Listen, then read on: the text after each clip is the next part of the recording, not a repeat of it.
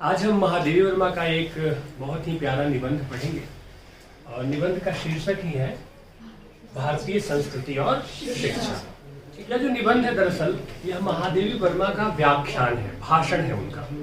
महादेवी वर्मा 1975 में कुमायूं विश्वविद्यालय के दीक्षांत समारोह में पहुंची थी, ठीक है, और उन्होंने उस दीक्षांत समारोह में छात्रों को संबोधित करते हुए अपना व्याख्यान दिया था और वह व्याख्यान केंद्रित था भारतीय संस्कृति और शिक्षा के ऊपर। वो क्या कहना चाहती हैं छात्रों को संबोधित करते हुए, भारतीय संस्कृति और शिक्षा का क्या महत्व है और शिक्षा कैसी होनी चाहिए, युवाओं की क्या भूमिका है राष्ट्र के निर्माण में, युवा कैसे अपने सही रास्ते से भटक गए हैं, इन तमाम सारे विषयों को लेकर के उन्होंने बहुत गंभीर और सार्थक बातचीत की।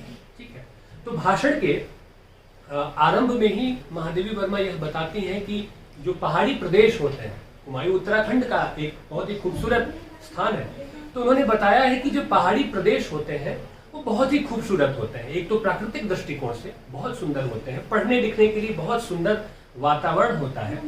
दूसरी तरफ उन्होंने यह भी बताया कि प्राकृतिक जो प्रदेश है, खासतौर पे जो पहाड़ी क्षेत्र है, उन पहाड़ी क्षेत्र की चुनौतियां क्या क्या है, ठीक है। और वो यह कहना चाहती हैं प्राकृतिक सौंदर्य से भरपूर प्रकृति की उदारता और कठोरता दोनों से भरपूर पहाड़ी क्षेत्र शैक्षिक गतिविधियों के लिए सर्वश्रेष्ठ है। इन पहाड़ी क्षेत्रों में प्रकृति ने उदार होकर सौंदर्य को बिखेरा है और प्रकृति की कठोरता ने लोगों को कर्मठ बनना सिखाया है, अर्थात प्रकृति के दोनों रूप मानव के लिए लाभकारी है। उनका साफ साफ कहना है कि जो चुनौतियां हैं पहाड़ी क्षेत्र की, पहाड़ी जीवन की, उन चुनौतियों से व्यक्ति शारीरिक और मानसिक दोनों रूप से कैसे वह मजबूत होता है यह भी बताया। और दूसरा, कितना सौंदर्य है, कितना स्वच्छ वातावरण है, तो दोनों ही चीजें पढ़ने लिखने के लिए बहुत ही लाभकारी है या एक सही वातावरण है।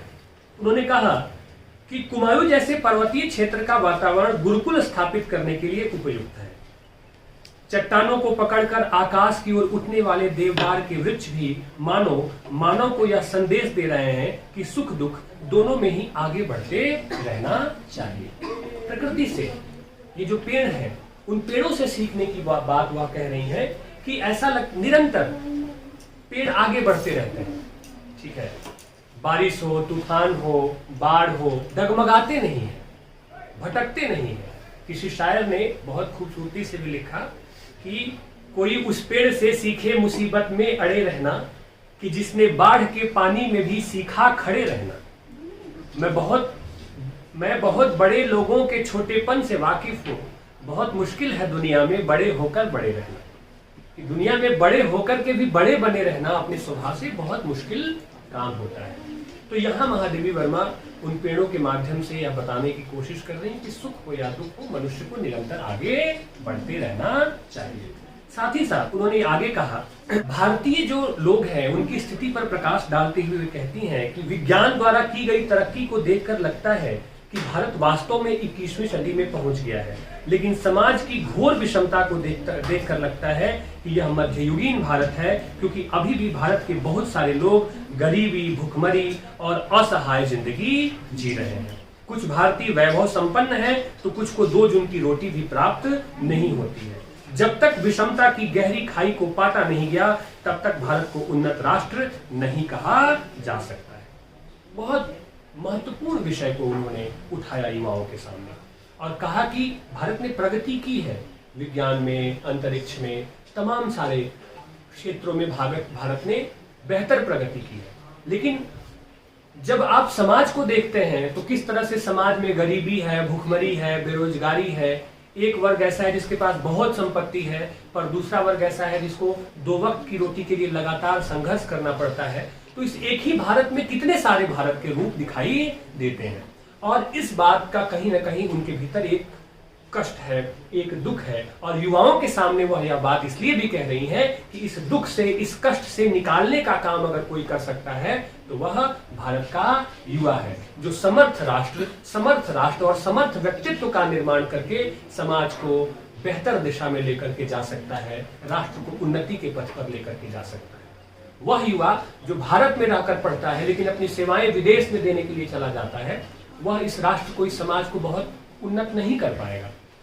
लेकिन इस मिट्टी में रहकर इस मिट्टी के लिए कुछ करना, यह बड़ी बात होती है और यही बात प्रकारांतर से कहना चाहती है। ठीक है, आगे उन्होंने कहा कि महादेवी वर्मा जी दुख के साथ कहती हैं कि भारत का पढ़ा लिखा वर्ग जिसे अपना योगदान देकर राष्ट्र निर्माण करना चाहिए था, वही युवा वर्ग आज बेकार और पथभ्रष्ट होकर, हताश निराश होकर आंसू बहा रहा है। उनका साफ साफ यह मानना है कि जो युवा वर्ग रास्ते से भटक गया है। आज भी आप देखें कि कितने सारे ऐसे देश में युवा हैं जो नशे की चपेट में, पढ़ लिख कर एक बेहतर नागरिक बनकर एक बेहतर समाज के निर्माण की भूमिका जो एक युवा की हो सकती है।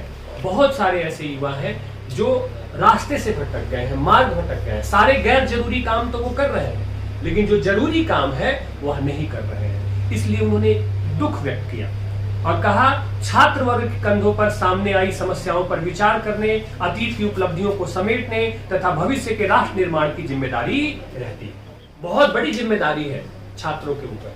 अतीत के गौरव से सीखना कि हमारा अतीत कितना महान था, हमारी परंपराएं कितनी महान थी, हम किन पूर्वजों की संतानें हैं, उनकी देन क्या है दुनिया को और समाज को, यह जिम्मेदारी। वर्तमान में हम कैसे अपनी संभावनाओं को सर्वश्रेष्ठ तरीके से प्रस्तुत करके समाज और देश को आगे बढ़ा सकते हैं, यह बात। और तीसरी बात, भविष्य के राष्ट्र निर्माण की। हम यह कल्पना करेंगे आने वाले 10 सालों में, आने वाले 20 सालों में हमारा समाज, हमारा राष्ट्र कहां तक पहुंच सकता है और उस राष्ट्र की प्रगति में, उसके विकास में हम क्या अपनी भूमिका निभा सकते हैं। युवाओं की या छात्रों की सबसे बड़ी जिम्मेदारी होती है।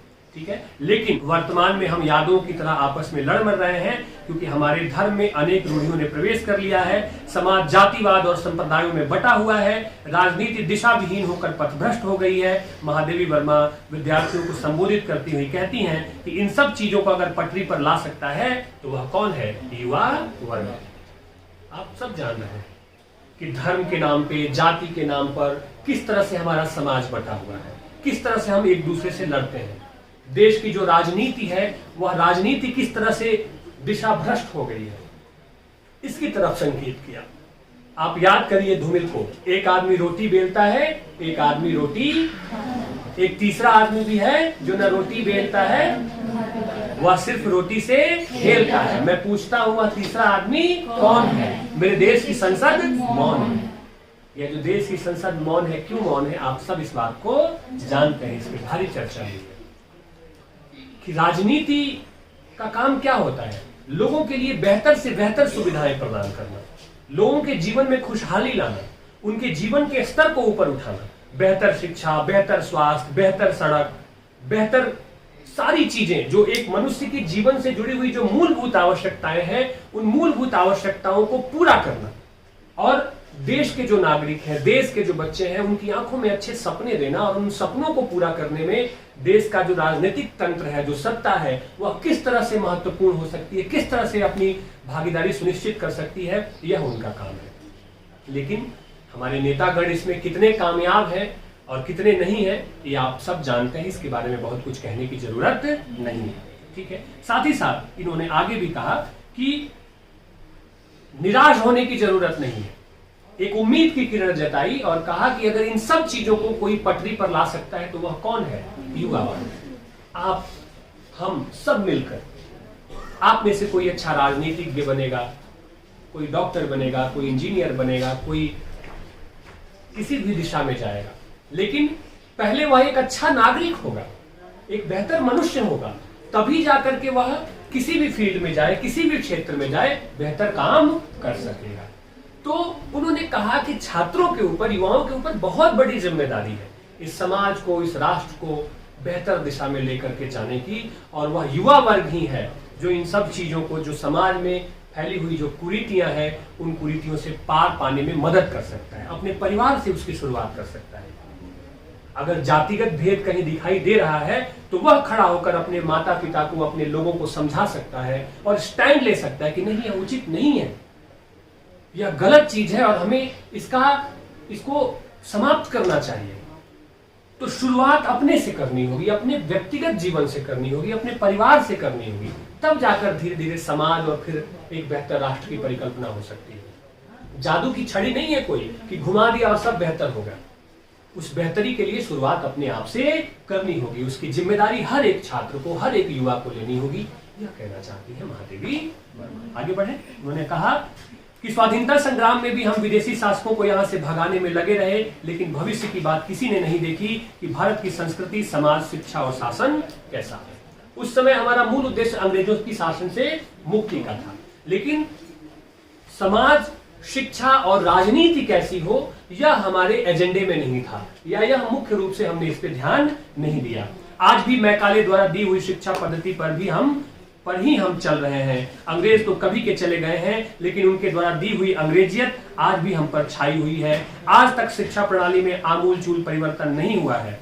बहुत महत्वपूर्ण बात उन्होंने कही। मैकाले का नाम आपने सुना होगा, ठीक है। जब वह भारत आया तो पूरे भारत का भ्रमण किया उसने, और भारत का भ्रमण करने के बाद उसने कहा कि इस देश की संस्कृति और इसके मूल्य इतने मजबूत हैं कि अगर इसे गुलाम बनाना है, अगर इस पे शासन करना है, तो इनकी शिक्षा पद्धति को ध्वस्त करना होगा, इनको मानसिक रूप से गुलाम बनाना होगा, अन्यथा भारत पर शासन करना इतना आसान नहीं है।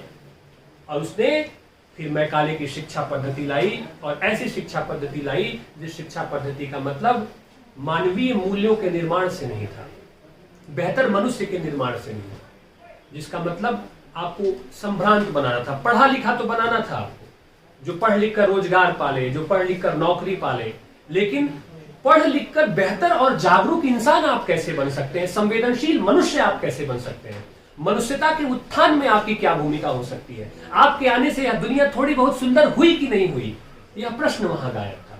हम सबका उद्देश्य क्या है, हमारे जीवन में यहाँ होने का मतलब क्या है। यहाँ होने का मतलब यह नहीं कि हम डॉक्टर, इंजीनियर और सिर्फ प्रोफेसर बन के और नौकरी कर लें और रोजी रोटी कमा लें और जिंदगी बिता लें। महत्वपूर्ण सवाल यह है कि आपके होने से दुनिया थोड़ी भी बहुत खूबसूरत हुई कि नहीं, आपने दुनिया को खूबसूरत बनाने में थोड़ा बहुत भी योगदान दिया कि नहीं दिया, चाहे किसी भी रूप में आपने दिया।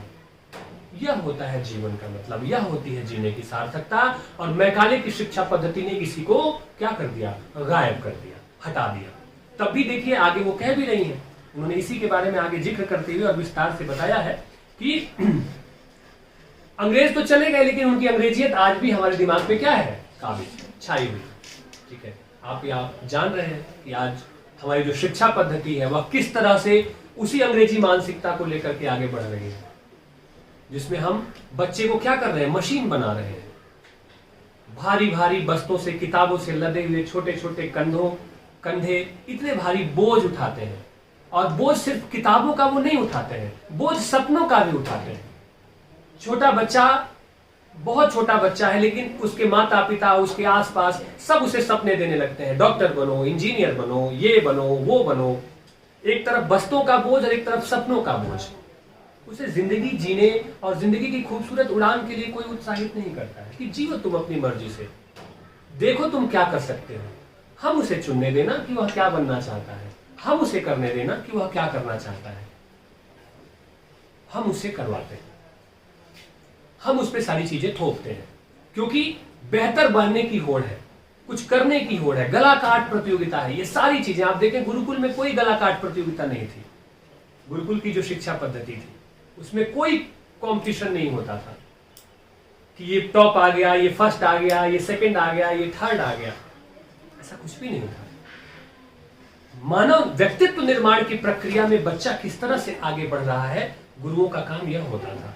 इसके लिए उसको तैयार करना। कोई प्रतिस्पर्धा नहीं थी, प्रतिस्पर्धा नहीं थी तो भेदभाव भी नहीं था, ईर्ष्या भी नहीं थी, एक दूसरे से लड़ाई या कोई संघर्ष भी नहीं था, सब एक दूसरे की बेहतरी के लिए काम करते थे। तो मैकाले ने जो एक शिक्षा पद्धति लाई, उस शिक्षा पद्धति का असर आज भी हम सबके दिमाग पे कैसे है, इसका वर्णन उन्होंने किया है। और आगे कहा, शिक्षा के दो रूप है, आजीविका दिलाने वाली शिक्षा और जीवन मूल्यों को सुदृढ़ कर अच्छा नागरिक बनाने वाली शिक्षा।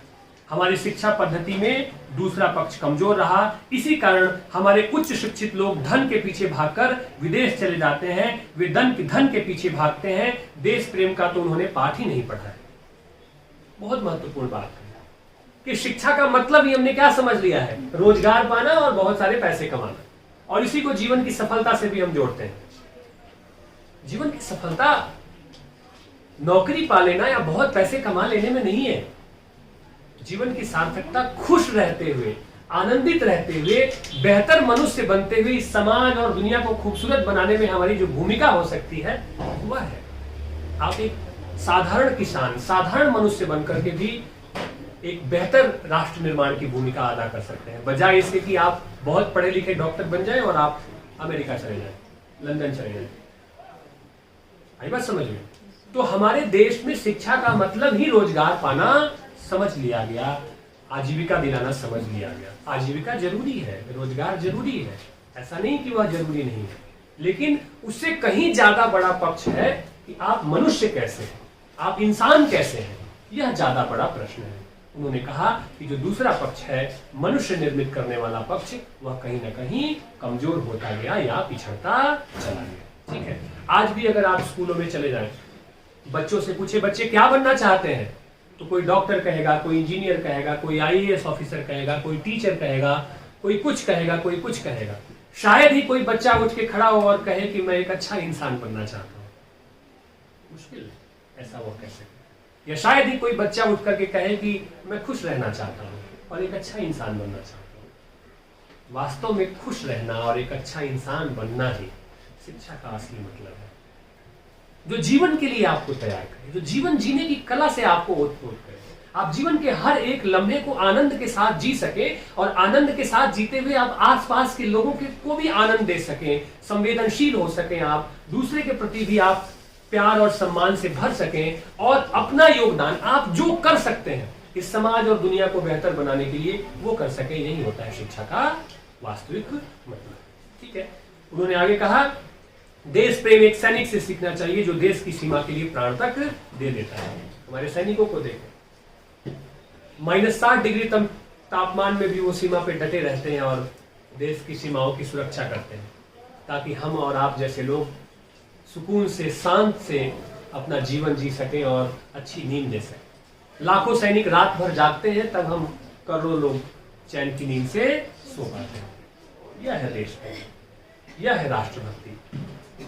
विद्यार्थियों को भी अपने ज्ञान का प्रयोग जन कल्याण और राष्ट्र निर्माण के लिए करना चाहिए, धन के पीछे नहीं भागना चाहिए। अतीत को कोसना गलत बात है। प्रत्येक युग में युवा वर्ग ने चुनौतियों से लड़कर अपना रास्ता स्वयं चुना है, बना बनाया पथ किसी को नहीं मिलता। प्रत्येक युग की अपनी अपनी चुनौतियां होती हैं, बने बनाए रास्ते किसी को नहीं मिलते, रास्ता बनाना होता है। कहते हैं ना कि कोई चलता पद चिन्हों पर, कोई पद चिन्ह बनाता है वही सूरमा इस जग में दुनिया में पूजा जाता है।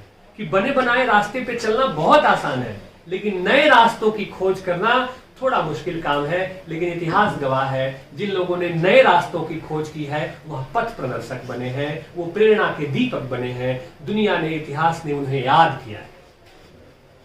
और नए रास्ते खोजने का मतलब मुश्किलों से गुजरना, कठिनाइयों से गुजरना, और उन कुछ कठिनाइयों को और मुश्किलों को गले लगाते हुए इस विश्वास के साथ आगे बढ़ते रहना कि यह काम बहुत जरूरी है, मुझे इस कर दिखाना है। अगर ठान लिया कि कुछ करना है तो उसे करके दिखाते हैं, चाहे दुनिया इधर से उधर हो जाए।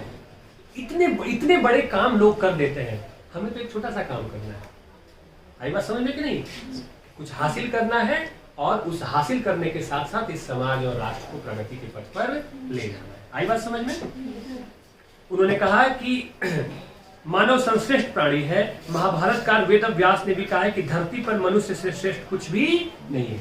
हमारे पास विवेक है, बुद्धि है, हम सोच सकते हैं, बेहतर बना सकते हैं, बेहतर निर्माण कर सकते हैं। मानव श्रेष्ठ है, इसलिए उसका आचरण भी श्रेष्ठ होना चाहिए। अब वह आचरण की शुद्धता पर बल देती है, नैतिक मूल्यों पर बल देती है, जिसका ह्रास निरंतर आज की युवा पीढ़ी में होता चला जा रहा है। आचरण कैसे उनका भ्रष्ट होता जा रहा है, कैसे वह यह भूलते चले जा रहे हैं कि बड़ों का आदर और छोटों को स्नेह करना चाहिए, कैसे वह भूलते चले जा रहे हैं कि समाज में उनकी जिम्मेदारी क्या है, इसकी तरफ उन्होंने संकेत किया है। युवा वर्ग को श्रेष्ठ आचरण कर समाज के लिए दीपक का कार्य करना चाहिए। कुमायूं विश्वविद्यालय के विद्यार्थियों को संबोधित करते हुए वर्मा जी कहती हैं कि कुमायूं क्षेत्र ने हिंदी साहित्य को भी महान विभूतियां दी हैं। वे सुमित्रा नंदन पंत व तारा पांडे के साहित्यिक योगदान के साथ साथ नाटककार तथा सफल राजनीतिज्ञ गोविंद वल्लभ पंत, उपन्यासकार शिवाजी, भाषाविद हेमचंद्र जोशी को भी सराहना करती हैं। कुमायूं क्षेत्र से जितने भी साहित्यकार हुए बड़े बड़े, उसका नाम लिया उनका नाम लिया कि कैसे उन लोगों ने साहित्यिक क्षेत्र में अपना अलग अलग योगदान दिया है। यहाँ के लोग पहले से ही साहित्य प्रेमी रहे हैं, इस कारण सैकड़ों हस्तलिखित पत्रिकाएं यहाँ निकलती थीं। अपने भाषण में महादेवी वर्मा जी आगे कहती हैं कि युद्ध भूमि में, देखिए नैतिकता की बात आई कि युवाओं को नैतिक रूप से आचरण की दृष्टिकोण से कैसे मजबूत होना चाहिए, कैसे सबल होना चाहिए, उसका उदाहरण दिया और कहा कि युद्ध भूमि में रावण सजे हुए रथ पर आए और श्री राम को नंगे पांव देखकर विभीषण को चिंता हुई और वह राम से पूछ बैठे कि रथ पर आए रावण से आप किस तरह युद्ध कर पाएंगे। कितना महत्वपूर्ण और वाजिब सवाल है कि जब राम और रावण का युद्ध चल रहा था तो रावण तो रथ पर आया, लावे लश्कर के साथ आया, सज धज कर तैयार होकर के आया, और इधर भगवान श्री राम नंगे पांव खड़े हैं युद्ध के मैदान में। विभीषण को चिंता होने लगी। राम से कहते हैं कि हे भगवान, रावण तो सज धज के आया है, पूरी तरह से युद्ध के सारे अस्त्र शस्त्र है, सब कुछ लेकर के आया है, और आप तो नीचे नंगे पांव खड़े हैं, कैसे सामना होगा उसका। भगवान राम ने जो उत्तर दिया उसे सुनिए। जीवन संग्राम में सच्चा रथ तो मनुष्य के गुण होते हैं, और उसका नैतिक आचरण होता है। ऐसा रथ हमारे पास है और ऐसा रथ रावण के पास नहीं है। ठीक है कि रावण के पास नैतिक आचरण वाला रथ नहीं है, इसलिए विभीषण आप निश्चिंत रहें, युद्ध में विजय किसकी होगी? हमारी होगी। तो जो व्यक्ति आचरण से दृढ़ है, मन की शक्ति जिसके पास बहुत तीव्र है और जो सत्य के रास्ते पे खड़ा है, वह कठिन से कठिन हालातों में भी कभी हार नहीं मानता और ना ही उसकी हार होती है। ठीक है, महादेवी वर्मा जी विद्यार्थियों को बताती हैं कि नैतिक आचरण जीवन की सफलता की जमानत है। शिक्षा केवल धन कमाने के लिए नहीं, नैतिक आचरण तथा नैतिक मूल्यों के लिए ग्रहण करनी चाहिए। शिक्षा पढ़कर और रोजगार कमाने के लिए नहीं है, हम जो पढ़े उसे जीवन में हम समाहित करते चले जाए, यही है शिक्षा का मतलब। कोशिश करते जाएं कि जो कुछ भी पढ़ा है, जो कुछ भी हम सीखते हैं, उस सीखने को, उस पढ़ने को हम अपने जीवन में कितना आत्मसात कर रहे हैं, वह जीवन में कितना उतर रहा है, और जैसे जैसे वह जीवन में उतरेगा हमारा व्यक्तित्व खिलता चला जाएगा, हमारा नैतिक आचरण बहुत सुदृढ़ होगा, हम एक बेहतर मनुष्य बन सकेंगे, हम एक संवेदनशील मनुष्य बन सकेंगे, हम एक जागरूक मनुष्य बन सकेंगे। दुनिया, समाज और लोगों को देखने का हमारा नजरिया बहुत ही सकारात्मक होगा, बहुत ही खूबसूरत होगा, और जहां कहीं भी जिस भी क्षेत्र में हमें कोई कमी दिखाई देगी, हम यह योजना बना सकेंगे कि इसे बेहतर करने के लिए हम अपनी क्या भूमिका अदा कर सकते हैं। यह होता है शिक्षा का वास्तविक मतलब। उन्होंने नारी मुक्ति की बात की और कहा कि पश्चिम में नारी मुक्ति की परिकल्पना कभी आर्थिक मुक्ति, कभी विवाह संस्था से मुक्ति, कभी तलाक पाने की मुक्ति को ही माना जाता रहा है। भारत में नारी पूज्य है क्योंकि भारतीय नारी भारत माता की तरह है, जो अपनी संतानों को सुख वैभव में ही अपनी मुक्ति व सुख खोजती है। सही बात है कि भारतीय नारियों का जो त्याग है, उनकी जो तपस्या है, वह उसकी जितनी भी प्रशंसा की जाए, उसके बारे में जितना भी कहा जाए, वह बहुत कम होगा। हम सब जानते हैं कि हम एक ऐसे समाज में रहते हैं जहां पितृसत्ता हावी है, यानी कि पुरुष का वर्चस्ववादी समाज है। इस पुरुष के वर्चस्ववादी समाज में भी हमारी जो माताएं हैं, जो बहनें हैं, उनका त्याग, उनकी तपस्याएं और अपने बच्चों के प्रति जो वो करती हैं, उसे बयां कर पाना बहुत मुश्किल है। जबकि पश्चिम में क्या होता है, थोड़ी सी दिक्कत क्या हुई, थोड़ी सी समस्या क्या हुई, तलाक ले लेंगे, निकल जाएंगे, कोई नया घर बसा लेंगे, फिर नया घर बसा लेंगे। तो वो व्यक्तिगत स्वतंत्रता को ही अपना जीवन समझती है। जबकि भारतीय नारी क्या है, अपनी स्वतंत्रता का हनन होते हुए भी वह सिर्फ अपने बारे में नहीं सोचती है, वह परिवार और अपने बच्चों के बारे में भी सोचती है, और वह जो त्याग करती है, उस त्याग के बारे में कह पाना, उसका वर्णन कर पाना संभव नहीं है। भारतीय नारी का जो विद्रोह है, वह भी समाज को संगठित करने के लिए होता है। वह तोड़ना नहीं चाहती है। इसलिए आप देखेंगे कि भारतीय नारी, जो अधिकांश नारियां हैं, दुख सहकर, तकलीफ सहकर पीड़ा सह करके भी यही चाहती हैं कि परिवार चलता रहे, परिवार जुड़ा रहे।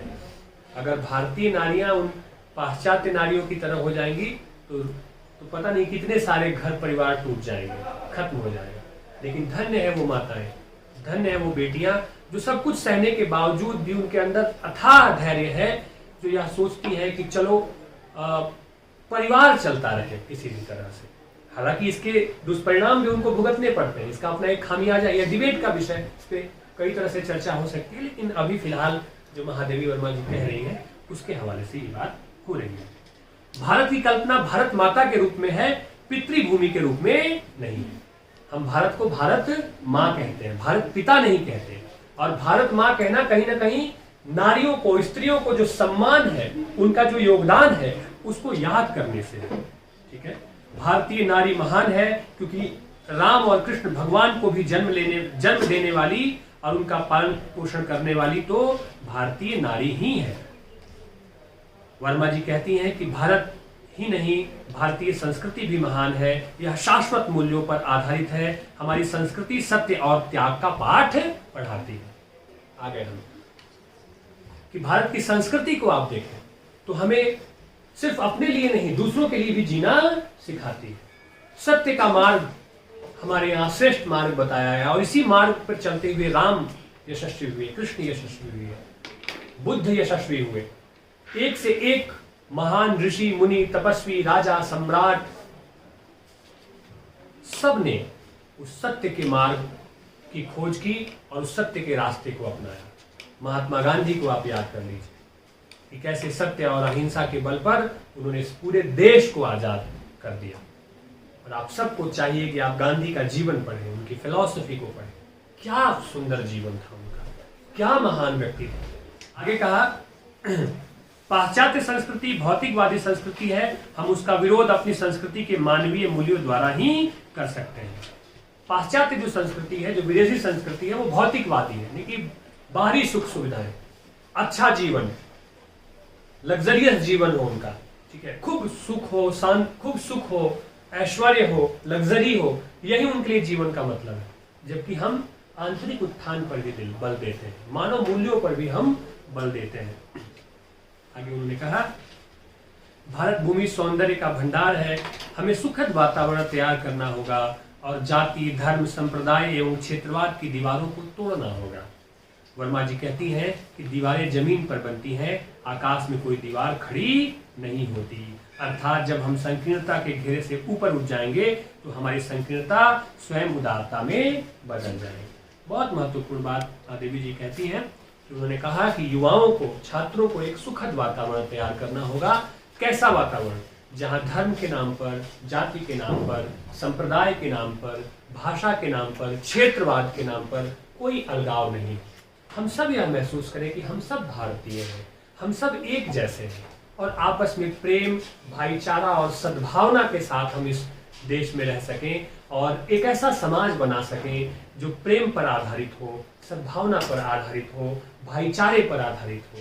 ऐसी परिकल्पना वह करती हैं और इसका श्रेय किसे देती हैं कि अगर ऐसा भारत बनेगा तो वह बनाने वाला कौन होगा? भारत का युवा होगा, भारत का छात्र होगा, जो अपने जीवन से इसकी शुरुआत कर सकेगा।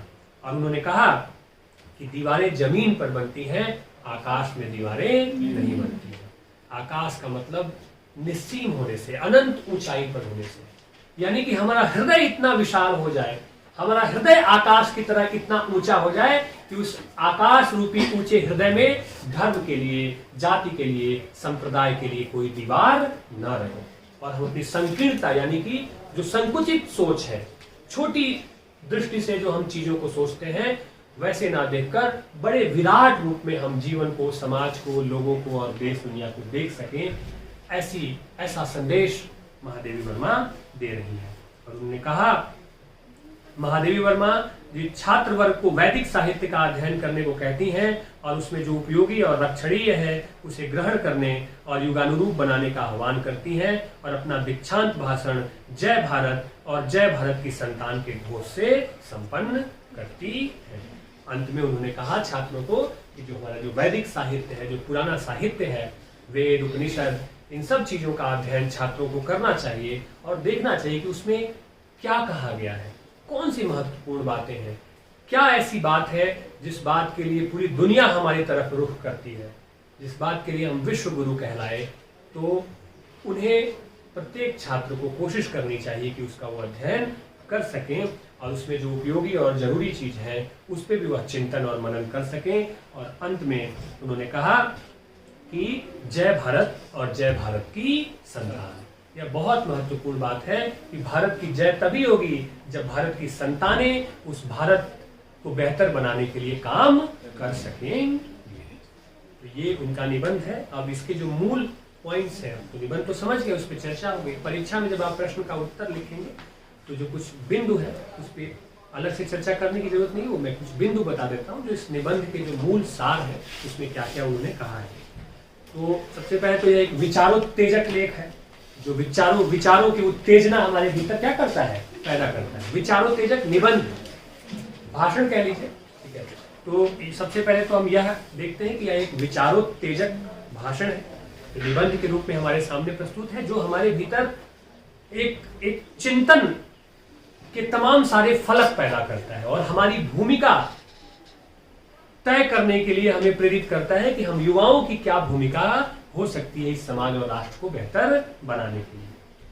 पहाड़ी जीवन की सुंदरता और पहाड़ी जीवन की चुनौतियों का वर्णन उन्होंने किया है कि कैसे पहाड़ के लोग सुंदर प्राकृतिक जीवन तो जीते ही हैं, लेकिन पहाड़ों की चुनौतियां कैसे उन्हें बेहतर बनाती हैं शारीरिक और मानसिक रूप से, यह वर्णन है।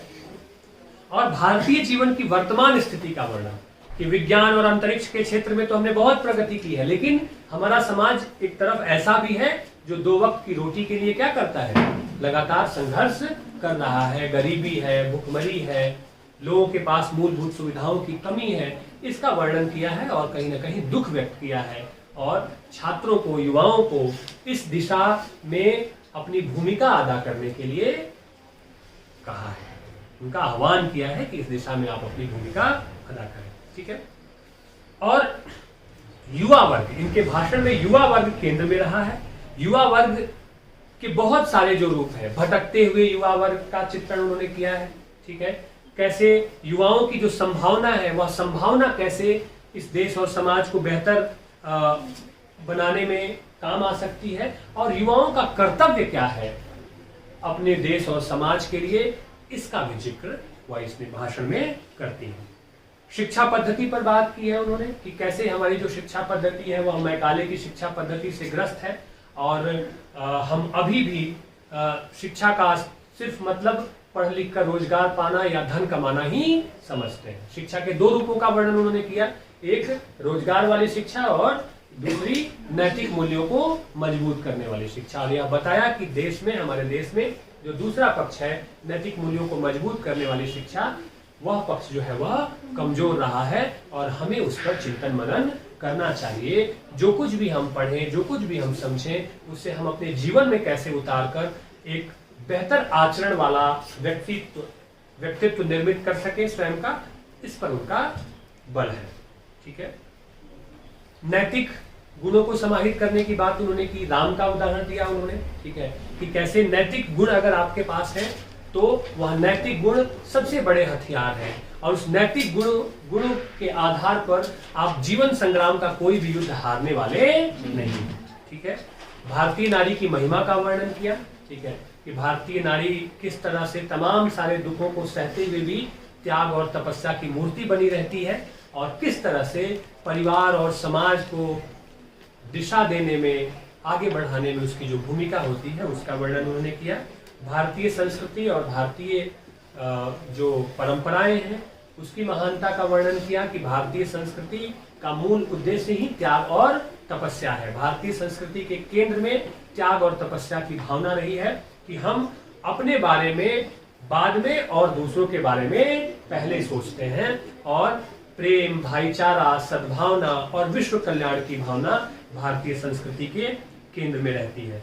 और अंत में छात्रों के नाम उन्होंने संदेश दिया और संदेश उनका यह था कि आप भारत की संतानें, आप भारत के बच्चे, आप भारत के युवा वर्ग ही इस देश को तमाम सारी जो कुरीतियां हैं जिसमें धर्म, जाति, संप्रदाय इन सब चीजों से जो यह देश और समाज बटा हुआ है, इस खाई को, इस बंटवारे को आप ही समाप्त कर सकते हैं, आप ही तोड़ सकते हैं। कैसे? अपने हृदय को उस अनंत आसमान की तरह ऊंचा करके, जहां कोई दीवार खड़ी नहीं की जा सकती है, और आप एक बेहतर समाज बना सकते हैं, बेहतर देश बना सकते हैं। और बेहतर समाज और बेहतर देश बनाने के साथ साथ आप बेहतर दुनिया के निर्माण की भी परिकल्पना साकार कर सकते हैं। महादेवी वर्मा इस निबंध में इन्हीं सभी विषयों के बारे में स्पष्ट है। आगे समझ में